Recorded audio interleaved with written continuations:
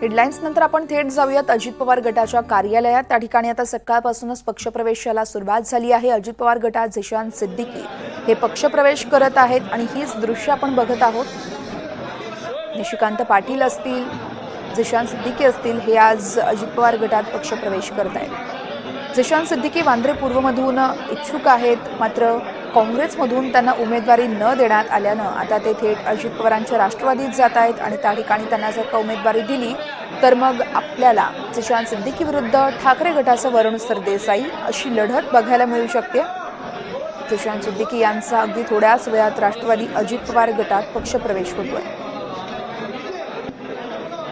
काँग्रेसचे विद्यमान आमदार झिशान सिद्दीकी आज अजित पवार गटात पक्षप्रवेश करतात। वांद्रे पूर्वमधून झिशान सिद्दीकींना उमेदवारी दिली जाऊ शकते। आज अजित पवार सगळ्यांना एबी फॉर्म देखील देतात। भाजपचे सांगली जिल्हाध्यक्ष निशिकांत पाटील हे देखील आज राष्ट्रवादीत पक्षप्रवेश करतात। त्यांचा पक्षप्रवेश संपन्न झालाय। त्यांना इस्लामपूरमधून जयंत पाटील यांच्या विरोधात उमेदवारी दिली जाऊ शकते, तर अपक्ष आमदार देवेंद्र भुयार यांचा देखील पक्षप्रवेश होणार आहे। त्यांना देखील मोर्शीमधून उमेदवारी दिली जाऊ शकते। झिशान सिद्दीकी अवघी काही क्षणातच आता अजित पवार गटात पक्षप्रवेश करणार आहेत। त्यांना आता पक्षप्रवेशानंतर वांद्रे पूर्वमधून उमेदवारी दिली जाणार असल्याची माहिती देखील आहे। शिवाय निशिकांत पाटील, संजय काका पाटलांचा देखील इथे पक्षप्रवेश होतोय। अपक्ष आमदार देवेंद्र भुयार यांचा देखील पक्षप्रवेश होणार आहे। झिशान सिद्दीकी हे अजित पवार गटात पक्षप्रवेश करतायत। झिशान हे वांद्रे पूर्वमधून इच्छुक आहेत। काँग्रेसला ही जागा मिळाली नाही, ही जागा थेट ठाकरे गटाला मिळाल्यानं ठाकरे गटाकडून वरुण सरदेसाई यांना उमेदवारी देण्यात आली आहे। मात्र झिशान सिद्दीकी इथे इच्छुक असल्यानं त्यांनी थेट अजित पवारांची राष्ट्रवादीच निवडली आहे। अजित पवारांच्या राष्ट्रवादीत झिशान सिद्दीकी हे पक्षप्रवेश करतायत आणि त्यानंतर त्यांना वांद्रे पूर्वमधून उमेदवारी दिली जाऊ शकते।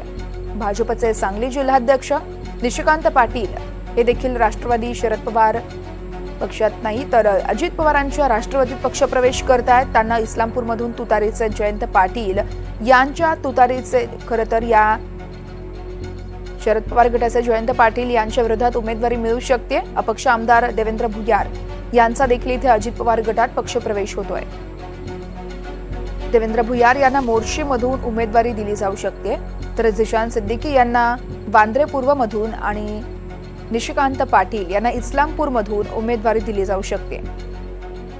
वांद्रे पूर्वमधली जर का लढत आपण बघितली तर ठाकरे गटाकडून वरुण सरदेसाई विरुद्ध जर का अजित पवार गटाकडून झिशान सिद्दीकी यांना उमेदवारी दिली गेली तर इथं वरुण सरदेसाई विरुद्ध झिशान सिद्दीकी अशी लढत होईल।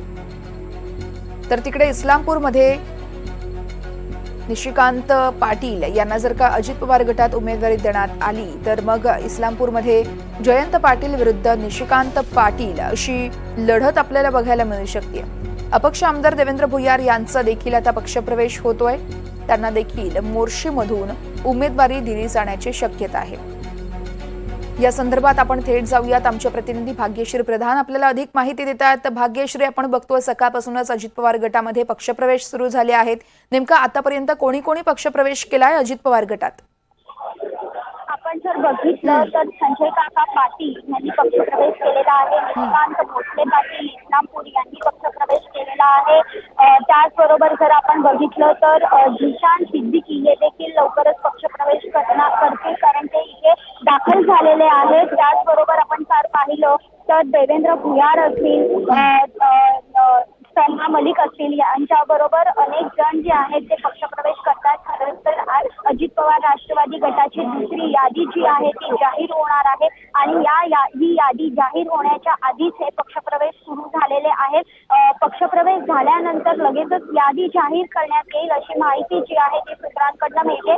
संजय काका पाटील यांना तासगाव कवठे महाकाळ इथून उमेदवारी जाहीर होणार आहे। निशिकांत भोसले पाटील इस्लामपूर मधून लढणार आहेत आणि हे निशिकांत भोसले पाटील राष्ट्रवादी शरद पवारचे जयंत पाटील यांच्या समोर लढणार आहेत। खरं तर निशिकांत भोसले पाटील हे त्यांचे कट्टर समर्थक देखील मानले जातात, त्यामुळे ही लढत देखील रंगतदार असलेली पाहायला मिळते।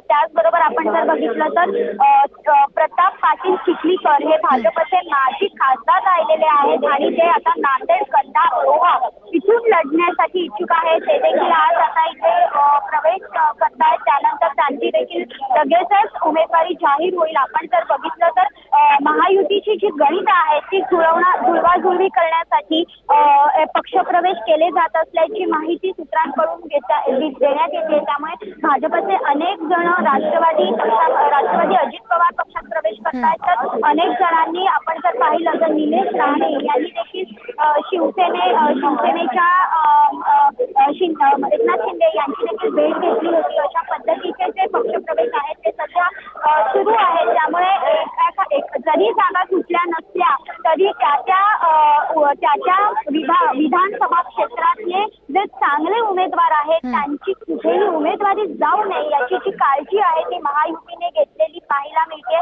आपण जर बघितलं तर आज स्वतः अजित पवार असतील, सुनील तटकरे असतील हे पक्षप्रवेश करून घेताना पाहायला मिळतात. तिथे सना मलिक देखील उपस्थित झालेले आहेत. खरं तर भाजपकडनं नवाब मलिक यांना मोठा विरोध होता, मात्र त्यांची मुलगी सना मलिक यांनाही उमेदवारी देखील निश्चितच भाग्यश्री. त्यामुळे आता नेमका कसा आणि कोणाकोणाचा पक्षप्रवेश होतो या संदर्भातली प्रत्येक अपडेट आम्ही तुमच्याकडून जाणून घेत राहू. तुर्तास धन्यवाद तुम्ही दिलेल्या माहितीसाठी.